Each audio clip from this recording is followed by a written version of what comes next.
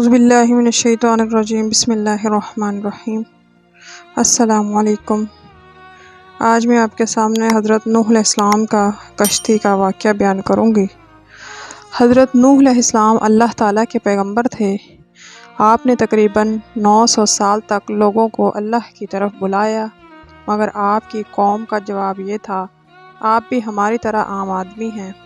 اگر اللہ کسی کو رسول بھیجتا تو وہ فرشتہ ہوتا، اور اس میں سے صرف 80 لوگوں نے ان کا دین قبول کیا۔ اس لیے حضرت نوح علیہ السلام نے ان کے عذاب کی بد دعا فرمائی، جس کے نتیجے میں ان پر سیلاب کا عذاب نازل ہوا۔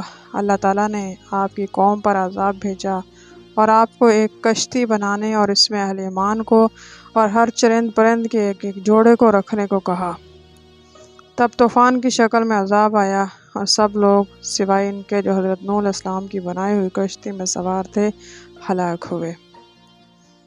ایک عذاب جو ایک طوفان کی صورت میں حضرت نوح علیہ السلام کی قوم پر آیا، جس میں حضرت نوح علیہ السلام نے ایک کشتی بنوا کر صالح انسانوں اور جانوروں کو سوار کیا۔ اس طوفان میں زمین مسلسل پانی اگلتی رہی اور آسمان مسلسل پانی برساتا رہا۔ روایات اور سائنسی شواہد کی روح سے یہ طوفان بنیادی طور پر عراق کے علاقے مابین النہرین میں آیا تھا، اور اس کا ذکر توریت، انجیل اور قرآن تینوں میں آتا ہے۔ اللہ تعالیٰ نے آپ کو حکم دیا، آپ ایک کشتی تیار کریں۔ چنانچہ آپ کے لگائے ہوئے ساگو ان کے درخت تیار ہو گئے، اور آپ نے ان درختوں کی لکڑیوں سے ایک کشتی بنائی جو 80 گز لمبی اور 50 گز چوڑی تھی، اور اس میں 3 درجے تھے۔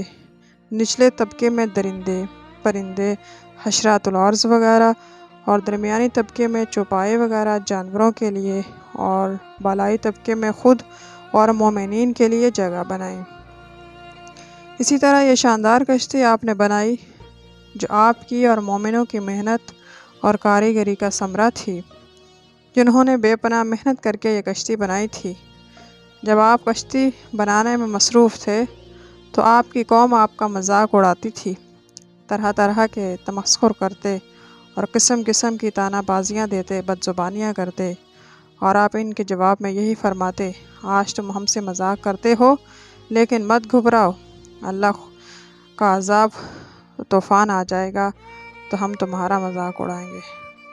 جب طوفان آ گیا تو آپ نے کشتی میں درندوں، چرندوں، پرندوں اور قسم کے حشرات الارض کا ایک ایک جوڑا نر اور مادہ سوار کرا دیا، اور خود آپ اور آپ کے تینوں فرزند یعنی حام، سام اور یاسف، ان تینوں کی بیویاں اور ان کی مومنہ بیویاں، اور 72 مومنین مرد، عورتیں، کل 80 انسان کشتی میں سوار ہو گئے، اور ان کی بیوی وائلہ جو کافرہ تھی، اور آپ کا ایک لڑکا جس کا نام کنعان تھا، یہ دونوں کشتی میں سوار نہیں ہوئے، طوفان میں غرق ہو گئے۔ طوفان میں کشتی والوں کے سوا ساری قوم اور کل مخلوق غرق ہو کر ہلاک ہو گئی، اور آپ کی کشتی جودی پہاڑ پر جا کر ٹھہر گئی۔ طوفان ختم ہونے کے بعد آپ کشتی والوں کے ساتھ زمین پر اتر پڑے۔